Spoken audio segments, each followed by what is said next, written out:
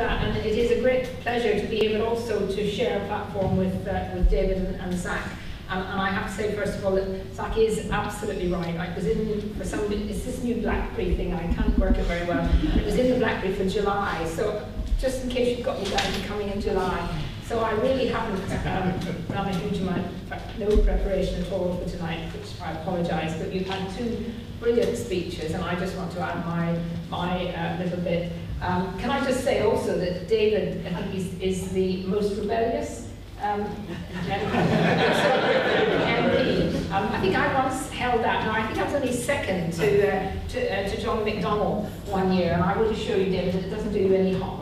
And I know that Zach's having quite had in his first year has found the whips quite, I think difficult is not quite the right word. Also, a lot of pressure from the whips, but the thing that I discovered very early on in my time in Parliament, that actually there is no point being an MP if you don't stick to what you believe in. Of course you have to weigh up your party loyalties and what your constituents want you to do and all of that, but ultimately, you know, you are there to weigh up all these priorities, and your own personal views and what you think is right or wrong are very, very important. And I've always found that to be true. I just remind people that it was in a great position I was in, but way back in 1992, John Smith appointed me as the shadow member of Mo Mullen's team on something that they had created, some of you may remember, called the Citizens Charter. She was the Minister for the Citizens something or other, and I was appointed as one of her junior shadow ministers. And it wasn't very long after that we had the vote on the Maastricht Treaty.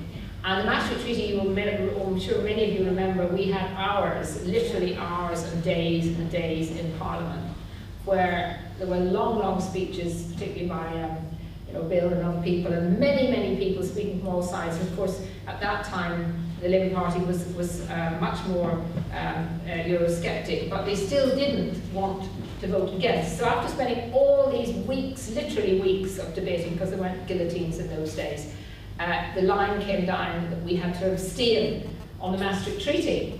And I had been sitting through that last debate, and it just really made me feel angry. And I thought, right, well, I'm not abstaining after all this. So I voted against the Maastricht Treaty. I think there were about 11 on the Labour side who voted against it.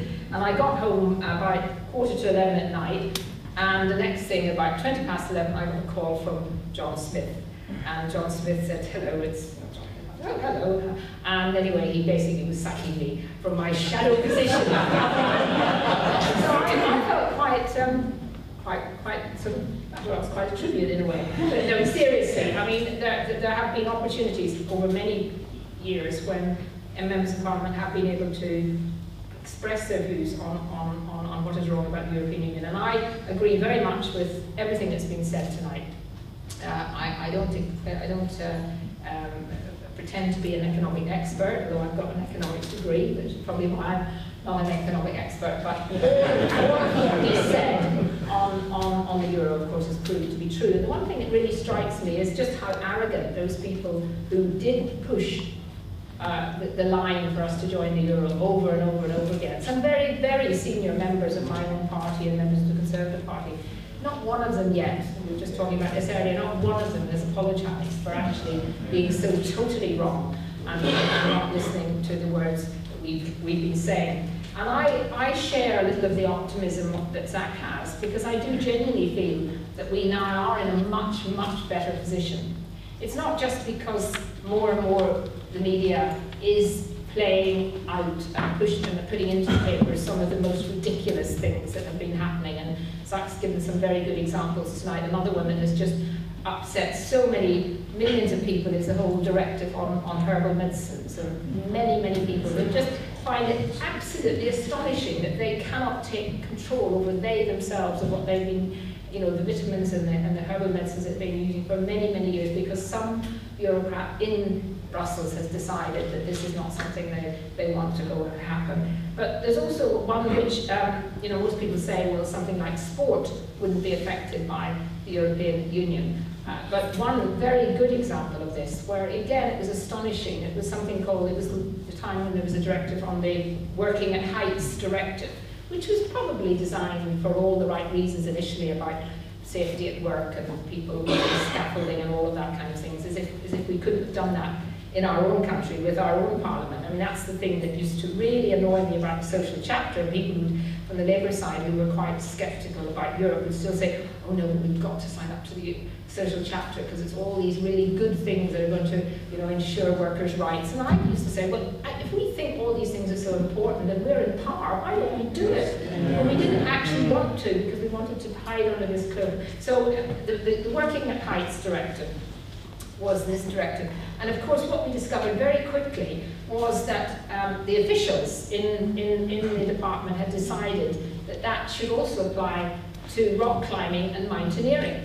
I mean, it is laughable, but it is not actually laughable, because in the end it took something like 2.5 years of really hard work from the British Mountaineering Council, from some of us who were involved in sport and in sporting governing bodies to actually force that change. Now, the French Mountaineering Club were quite happy because they said, well, we'll just ignore it and nobody's going to tell us to do it. We and our civil servants were jumping up and down with all of this, how it could be, you know, maybe we could get round it by not having to put signs up every 100 yards up the mountain, or, you know, safety at work, you must, all of this nonsense. Anyway, we finally managed to get it changed, but you know, that was just a good example which fits in with what the word I think Zach used about common sense. There is nothing common sense about anything that comes out of Europe. Because those things that they are wanting us to do that perhaps might be sensible, we already, as a parliament, we should, or as politicians, should have picked up that that might be a good thing to do. It might be something we want to legislate about. And the reason I feel so strongly that the democratic aspect of the European Union is what really is important, even if it doesn't necessarily flow off the tongue and you know, when you talk to people in the constituency, is the fact that it was a very long time ago now that people voted to join something called the Economic Union, it's the common market. It was something that they voted for because they thought quite specifically that is what they were getting. Now, Ted Heath may have said that that wasn't what we were getting, and he always knew that. He might have been one of the people who really did know it, as we know. But the reality was, nobody today who is, I can't remember the figure, but I'm sure you all know it because I think there's a lot of experts here. The figure of the age of the person who, if you're under that age, and we've heard from David, he didn't vote on it. I actually did, so that tells my age, and I voted against. But no one knows then that you know, no one has, what we voted for then is not what we've got today. And I believe, as all my fellow panellists here believe, that we have to get this referendum on an in and out. I would be quite clear that I would then be campaigning to come out of the European Union on the grounds that we are better off out than in. It's a very good slogan. I think it's absolutely true. I think we do need to do a lot more work in terms of getting across the reasons why we would not be better off out than in. Because if ever you listen to any of the debates, the thing that comes straight back anytime we talk about leaving is that literally the country would fall to pieces and you would have no trading partners. And it's just such complete nonsense that I cannot believe that we haven't got the mass of the British public who are actually sensible enough to understand that. So I am absolutely clear that all of these campaigns that are talking about getting a referendum need to be supported. I would like to see, I mean, I get confused about all the different groups on who are in some way involved in anti-EU work. And if I'm unclear about it, then I think lots of the public are. I do think we need to bring, without anyone losing their own sort of identity, I do think we need to bring people together much more to be working, because there seems to be an awful lot of duplication going on in terms of petitions and pledges and all sorts of things, and I think that's really, really important. I know that gets into the whole issue of the role of the referendum party, and I don't want to go down that route tonight, but I do think we do need to get that greater unity of purpose. I also feel that there is something about, you know, I remember thinking to myself, of course this is, I'm sure, is a totally private meeting, that when it looked very much like there was going to be a Conservative government. That was before we knew it was going to be a coalition government, but that I remember thinking to myself, well, at least on Europe now we will have some changes. And of course the reality is that what happens to politicians, whichever party they're in, once they get into power, not only do they forget what they promise and ignore what they promised and find a reason to excuse, like we did over the Lisbon Treaty and the referendum, but they also get into Europe. The ministers in that department go to Brussels and they become, whatever it does and whatever happens to them, they become almost then part of the sort of European establishment. And we've seen that in a way with David Lidington, who I think is actually he's a Northern Ireland minister, and I thought he was extremely good. But he is now talking the language of that technocrat and of the European bureaucrat. And one example was, I remember going about 2 years ago to one of our embassies where they were flying the European Union flag, and I've said this before, and I said to the ambassador, why are you flying it actually was an ambassador, why are you flying the European Union flag? And he said, oh, we've been told we have to. So I remember raising this by the Foreign Office. We then, when the Conservative government got in, I thought that would be different. I then discovered that I then raised this with David Lidington, who now says, no, they don't have to. It's up to them to choose to fly the European Union flag. And so each ambassador or high commissioner makes their decision as to whether they're going to fly the European Union flag. Now, it's only a very small thing, but it's actually very important. And it's very important that we have allowed that whole foreign embassy thing to be almost diluted now by this central bureaucratic Brussels foreign ministry headed up by, as David's already said, the best paid I think woman in the world now in terms of what Baroness Ashton is getting. So I'm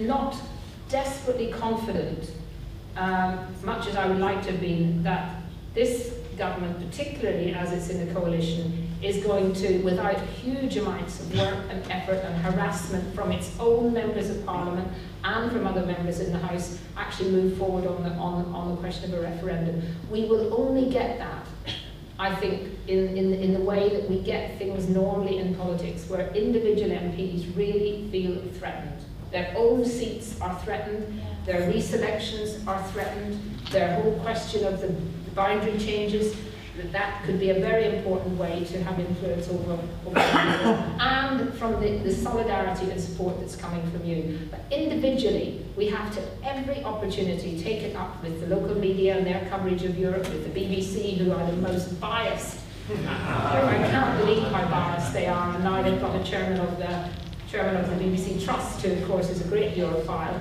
and I actually asked some questions about how he could prove that he wasn't going to be biased on the European Union, and got back some wishy-washy thing about being independent. I do feel this.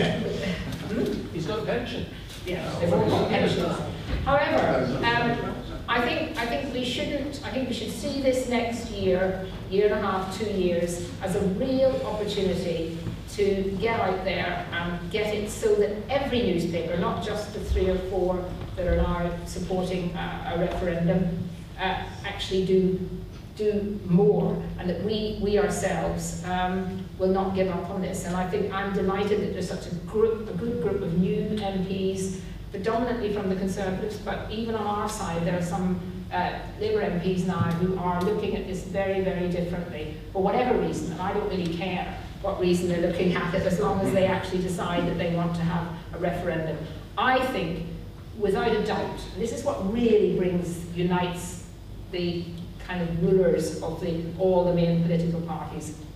I think they all know, and this is where I would differ slightly from David, I actually think if there was a referendum, a free and fair referendum, on whether we wanted to leave the European Union or not, and we have that mass campaign and the support built up over a period of time, we would win. And I think they know that. I think there is a real fear that you give on the referendum and ultimately they are going to have to face the fact that we're out of the European Union. That is what we are going to all have to campaign for. And I certainly continue to do my bit, and there are a number of new Labour MPs who are feeling just that little bit more willing to speak out now they're in opposition.